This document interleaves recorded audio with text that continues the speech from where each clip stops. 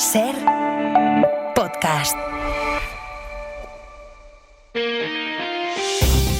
Las 7 de hoy por hoy. Ser podcast. Hola, muy buenos días. En un nuevo ejercicio de equilibrismo político para evitar la confrontación con Estados Unidos, el gobierno venezolano de Delcy Rodríguez ha respaldado con mucha tibieza a Cuba, su aliado tradicional de las nuevas amenazas de Donald Trump. Dice el chavismo que su hermandad con Cuba está por encima de todo, una respuesta limitada al ultimátum que ha lanzado Trump para que La Habana pacte con él, ha dicho, antes de que sea demasiado tarde. La tesis de Trump es que con el petróleo venezolano bajo control estadounidense, la isla caribeña se quedará sin recursos económicos y terminará colapsando. Esta noche Trump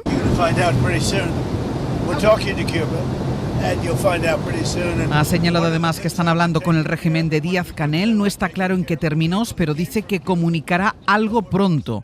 Esta noche la presidenta encargada, Delcy Rodríguez, ha hecho un llamamiento a mantener la unidad para que no gane el enemigo. Trump tampoco ha aclarado sus intenciones en Irán, a quien también ha amenazado con atacarles después de que el régimen de los ayatolás lleve 2 semanas reprimiendo a los manifestantes que protestan contra el régimen. Ángel Villascusa, buenos días. Buenos días. Lo que sí ha revelado Trump esta noche es que los líderes iraníes le han llamado para negociar.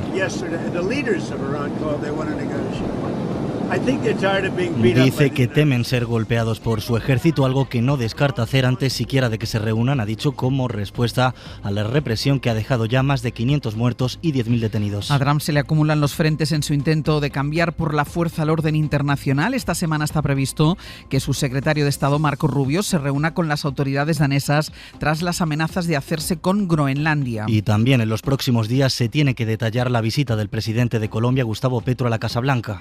Ambos gobiernos están tratando de enfriar la tensión que evite una intervención como la que Estados Unidos llevó a cabo para tumbar el régimen venezolano. En Cúcuta, en la frontera con Colombia y Venezuela, está el enviado especial de la SER, Nicolás Castellano. Hace solo 11 meses que Juan Fernando Cristo, como ministro del Interior, era quien gobernaba las políticas de seguridad en toda esta frontera de más de 2.000 kilómetros. Como amplio conocedor y como cucuteño, advierte del riesgo de que el conflicto de Venezuela salpique también a Colombia. A Estados Unidos le interesa, lo han dejado claro inicialmente, el petróleo fundamentalmente. Y para Colombia es fundamental en la transición el tema de la seguridad. Creo que aquí sí puede cambiar la ecuación de seguridad frente al Ejército de Liberación Nacional y frente a las propias disidencias de las FARC. Cristo, actualmente candidato a la presidencia del gobierno en las próximas elecciones colombianas, advierte a los Estados Unidos que no puede recetar lo mismo para Venezuela que para Colombia. Yo francamente no me imagino un escenario en Colombia similar al de Venezuela, porque Colombia no es Venezuela. Y yo espero que esta llamada, que fue el primer paso en la dirección adecuada, se consolide con el encuentro personal entre los dos mandatarios. También advierte a Estados Unidos que más allá del interés por el petróleo, tiene que liderar una salida democrática a Venezuela,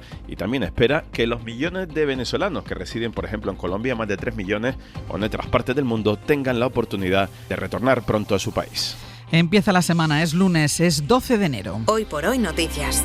Ser podcast. El retorno de los venezolanos a su país y la liberación de los presos políticos es ahora la gran aspiración de los opositores al régimen, 8 días después de la detención de Maduro y 4 del anuncio de la liberación de los encarcelados. Las ONGs cifran en menos de 20 los presos que han sido liberados. Eso sí, algunos de estos prisioneros están pudiendo recibir visitas por primera vez en meses. Desde Caracas informa nuestro compañero de Caracol Radio, Manuel Covela. La espera es cada vez más larga para quienes llevan día y noche en las afueras de las cárceles aguardando por las salidas de sus familiares. Pero en medio de esa incertidumbre y ansiedad hubo una buena noticia. A varios les permitieron visitar a sus seres queridos por primera vez desde que fueron detenidos. Fue el caso de la esposa del dirigente político Freddy Superlano. Tiene detenido ya más de 17 meses, casi 18 meses prácticamente, y bueno, pude verlo luego de tanto tiempo, pude observarlo a través de un vidrio, pero pude constatar que está vivo. Las excarcelaciones se producen a cuentagotas. La ONG Foro Penal ha contabilizado de momento 17 en un total de más de 800 presos políticos que, según la organización, siguen tras las rejas. Mientras la política internacional copa la agenda informativa, en nuestro país la reforma del sistema de financiación de las comunidades que presentó el Gobierno la semana pasada ocupa el grueso del debate político. El líder del PP, Alberto Núñez Feijóo, ha acusado este fin de semana al Ejecutivo de beneficiar a los independentistas para lograr su apoyo en el Congreso y ha anunciado que van a presentar un plan alternativo. Con una financiación a la carta que abunda en lo de siempre. El separatismo exige y los españoles pagan. Eso no es posible. Eso no es razonable. Eso no es igualdad. Eso no es justicia social. A pesar del rechazo, el Gobierno pide al PP que vote a favor de esta reforma que dicen es la mejor posible. Pilar Bernabés, la delegada del Gobierno en la Comunidad Valenciana. Si dicen que no a este sistema, tendrán que explicarle a los españoles y a las españolas por qué nos están perjudicando con un sistema que blinda el estado del bienestar. No hay nada más patriótico que defender el estado del bienestar de los españoles y de las españolas. Todo lo demás son ponerse pulseras y no trabajar para ayudar de verdad al progreso y a la cohesión de este país. Más allá de la financiación de las comunidades, el PP ha vuelto a sembrar dudas sobre los estándares democráticos del actual Gobierno y ha anunciado su intención de reformar el suplicatorio. El mecanismo por el que la justicia, el Tribunal Supremo, tiene que pedir al Congreso el procesamiento de un diputado en ejercicio porque Feijóo insinúa que Pedro Sánchez podría aprovecharse de este paso previo para no ser procesado en el futuro. El PP, como ven, mantiene esta línea dura mientras Vox le come terreno en las encuestas y negocia su entrada en los gobiernos autonómicos. En Extremadura, Santiago Abascal ya ha avisado de que pedirán representación proporcional y una vicepresidencia. PP y Vox empiezan allí una nueva coalición que puede repetirse en el Congreso de los Diputados. Según el barómetro de 40DB para la serie Para el País que publicamos hoy, la suma de las derechas roza la mayoría absoluta gracias sobre todo al auge de Vox, que sube 5 décimas en un mes. Juntos, el PP y los de Abascal obtendrían el 49,4% de los votos, su mejor dato hasta la fecha. Según el sondeo, el PSOE se deja 7 décimas y lograría su segundo peor dato desde las elecciones de 2023. Vox es además el partido que más apoyos roba al PSOE. Guillermo Lerma, buenos días. ¿Qué tal? Buenos días. Si hoy hubiese elecciones, PP y Vox sumarían el 49,4% de los sufragios. Nunca en toda la serie histórica las dos formaciones de la derecha habían estado tan cerca de ese umbral del 50%, algo que se explica por la subida del partido de Abascal, que está ya en el 18%. La ultraderecha es una entrega más la fuerza política que experimenta un mayor crecimiento gracias a los votantes que saca de la abstención o del PP, pero también del PSOE, un 4,8% de los que optaron por votar socialista hoy dicen que elegirían a Vox. Ese dato ha ido creciendo desde julio. El auge de la ultraderecha no lastra las expectativas de Feijóo, que sigue primero con el 31,5% de los sufragios. Sánchez mantiene la segunda plaza, pero por tercer mes consecutivo cae, esta vez 7 décimas hasta el 27%. La suma de las fuerzas de izquierda quedan a 13 puntos de distancia de la derecha, muy lejos de alcanzar esa hipotética coalición de PP y Vox. Quedan 5 días para que la Unión Europea y los principales países de América Latina que forman Mercosur firmen el Tratado de Libre Comercio que se ha estado negociando durante 25 años. Va a ser el sábado en Paraguay, mientras aquí en Europa los agricultores están intensificando las protestas y esta semana prevén nuevas marchas y cortes de carreteras para escenificar su rechazo a un acuerdo, dicen, que va a perjudicar sobre todo al campo europeo. En Cataluña se están produciendo las protestas más fuertes con cortes de carretera. Ayer organizaron también una tractorada en Tarragona. La Generalitat les ha prometido hacer un frente común en Bruselas, pero de momento siguen con las concentraciones en Punós, en pleno corte de la AP7. Está nuestro compañero de Radio Girona, Roger Rubio. Roger, buen día. Buen día. Quinto día de protestas aquí en Punós, en la AP7. Ahora mismo aún es de noche y hace frío, estamos a 2 grados, por lo que todos los agricultores siguen durmiendo en los tractores y en las pequeñas caravanas que han ido trayendo a lo largo de estos días. Y ayer por la noche los campesinos montaron un proyector para poder ver en directo el Barça Madrid, así que a lo mejor será hoy un día un poco más tardío. Las 7 de Hoy por Hoy. Ser Podcast. Y miramos a esta hora los tribunales porque hoy es un día clave en la investigación judicial por la gestión de la Dana de Valencia en la que murieron 230 personas. En poco menos de 2 horas, a las 9:30, la exconsellera del Interior, Salomé Pradas, vuelve a declarar, aunque esta vez no lo hará sola. Se va a someter a un careo con el exjefe del gabinete de Carlos Mazón, con José Manuel Cuenca, ante las contradicciones que hay entre las dos versiones que dieron.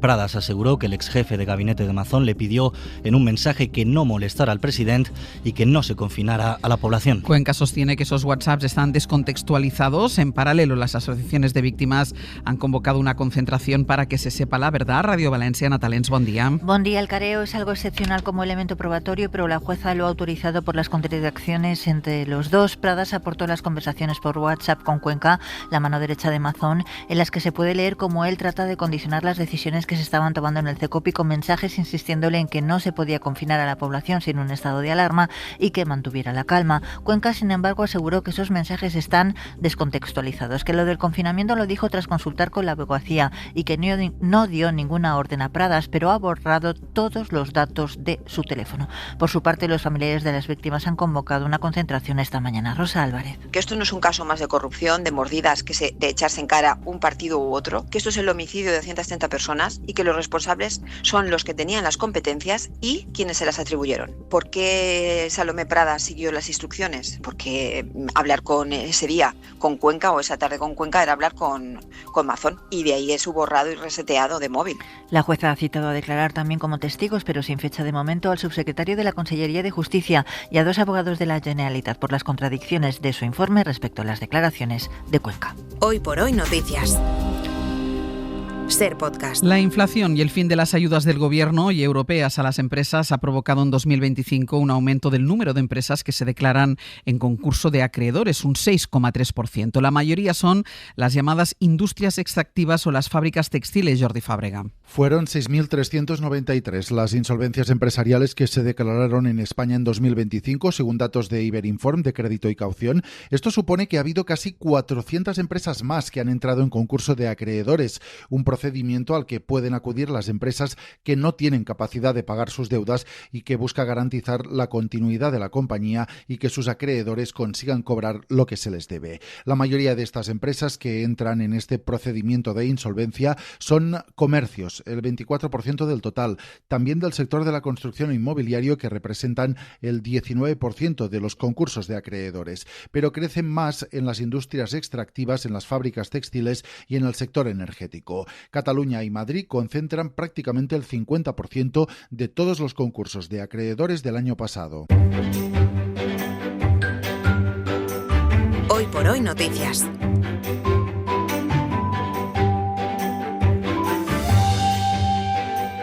Ser Podcast.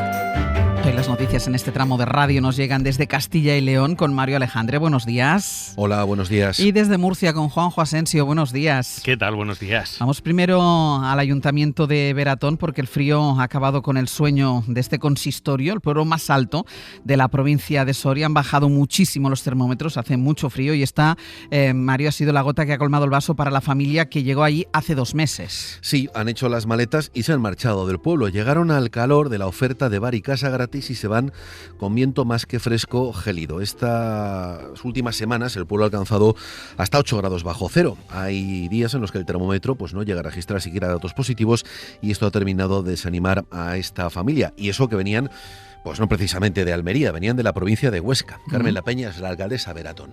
Los meses de invierno son muy, muy duros en Beratón. Claro. ¿Vale? Entonces, han decidido marcharse. Aguantaron hasta el 31 de diciembre y a partir de ahora ya lo tenemos otra vez libre. En el pueblo no van a volver a sacar la oferta para hacerse con el bar hasta marzo, cuando suban los termómetros y hagan del pueblo un lugar más agradable para vivir. Con la primavera volverá al bar. En Torre Pacheco, la justicia ha dado la razón a los vecinos y ha prohibido a un pastor que continúe trasladando su rebaño de ovejas por un barrio.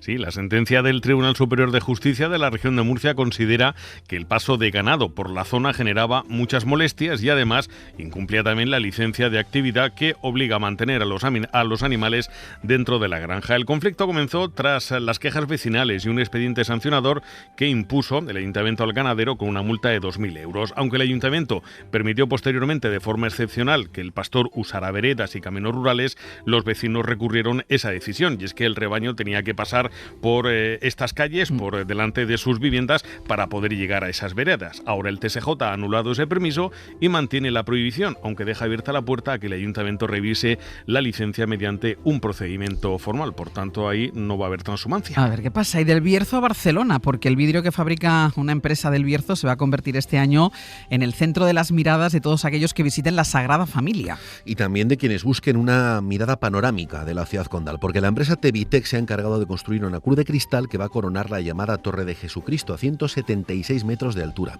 La inauguración será en junio, cuando el Papa visite España, y coincide también con el centenario de la muerte de Gaudí. Se trata de un trabajo artesanal, prácticamente artesanal, que jamás se había abordado hasta ahora con estas características. No es, por cierto, el único destino para la producción de esta empresa. Esperan en este año entrar con fuerza en la península arábiga, donde no solo se quedan con la Supercopa, sino también con el trabajo de este tipo de empresas. Allí hay además muchísimos rascacielos y esto abre un mercado que facilita el crecimiento del negocio para fabricantes de vidrio. Ahora quiere ver la Sagrada Familia. Y condenada a 2 años de cárcel a una trabajadora del Servicio Murciano de Salud, inflaba sus nóminas, pero es que claro, su marido era el funcionario responsable de las nóminas. Sí, ha sido condenada por la Audiencia Provincial tras descubrirse que durante más de una década cobró 195.000 euros de más manipulando sus propias nóminas. Los sobresueldos se generaban mediante incrementos irregulares entre 2009 y 2021, un periodo en el que su marido, ya fallecido, ocupaba un puesto clave en el departamento encargado de elaborar las nóminas de personal. La acusada reconocía los hechos y aceptaba esa pena de 2 años de prisión, que va a quedar suspendida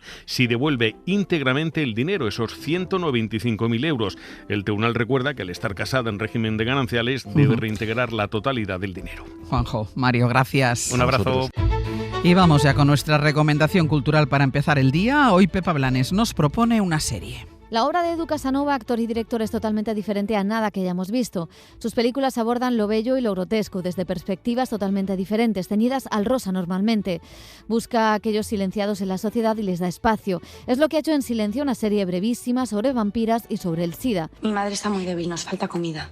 ¿Coger a algún yonki de la calle? ¿A mí qué me cuentas? La sangre de los yonkis podemos tomarla, pero no nos alimenta. Un grupo de hermanas vampiras está dejando de conseguir su alimento, sangre de buena calidad debido a las pandemias, la de la peste y la del SIDA, que asolan a la sociedad. Arrastra desde el problema actual. ¿Y cuál es el problema actual? El problema actual es que el VIH a día de hoy no te mata. El VIH, si tomas la medicación, que la toma todo el mundo en España, eres indetectable, por tanto eres intransmisible, pero el gran problema que tiene y que le rodea al VIH en la actualidad, y que esto no pasaba antes, cuando se inició la pandemia, es el silencio. Mezclando humor irreverente con drama sentimental y crítica política, Silencio noquea al espectador con imágenes de una gran fuerza y con referencias a la alta cultura, pero también a la cultura popular televisiva de nuestro país, con actrices estupendas como Ana Polvorosa, María León o Mario Lafuentes. Para no perderte ningún episodio, síguenos en la aplicación o la web de la SER, Podium Podcast o tu plataforma de audio favorita.